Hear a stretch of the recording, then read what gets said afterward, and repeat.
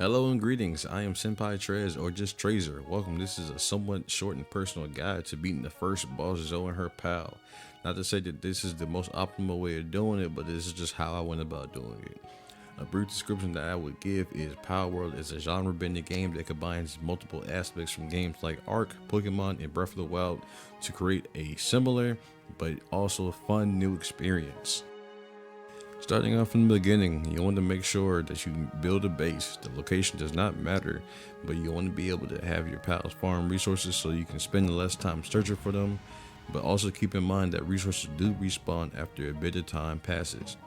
Once you're able to, you want to try to build a statue of power, and along the way pick up the green little leaf monk statues scattered around the map so that you can upgrade your capture rate and have an easier time capturing pals.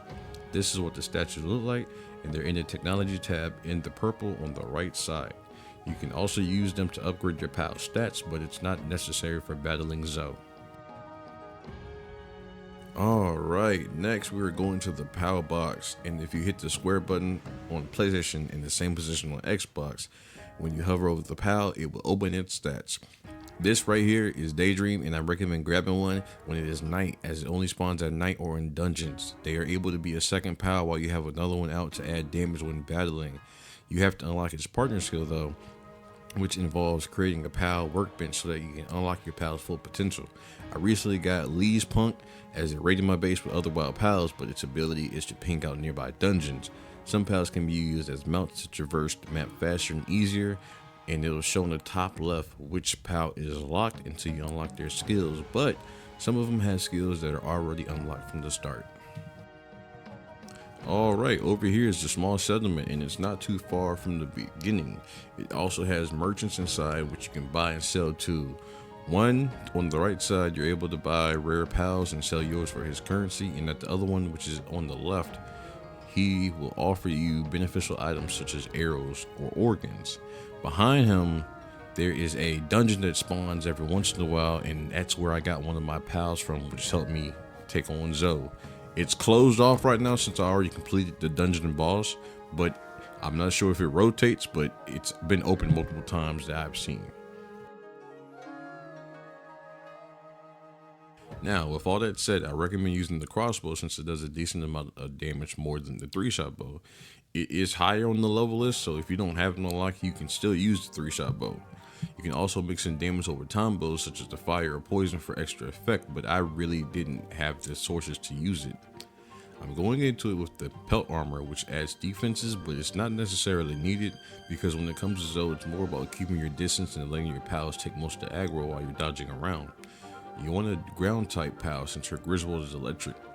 Nearby there are boars which can help, but to me they attack pretty slow.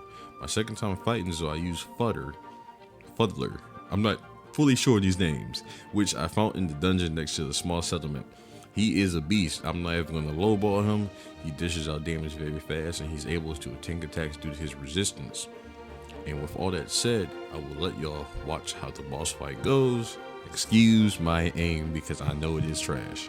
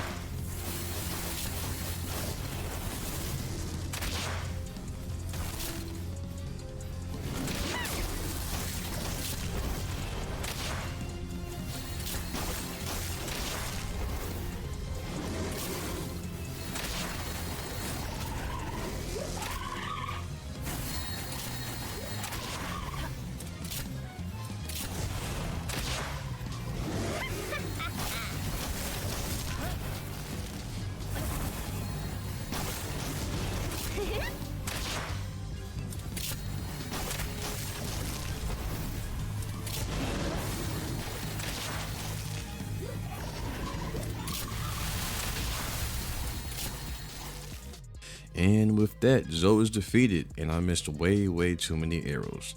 Thank you for tuning in. I hope the guide helped, and I will catch y'all in the next one.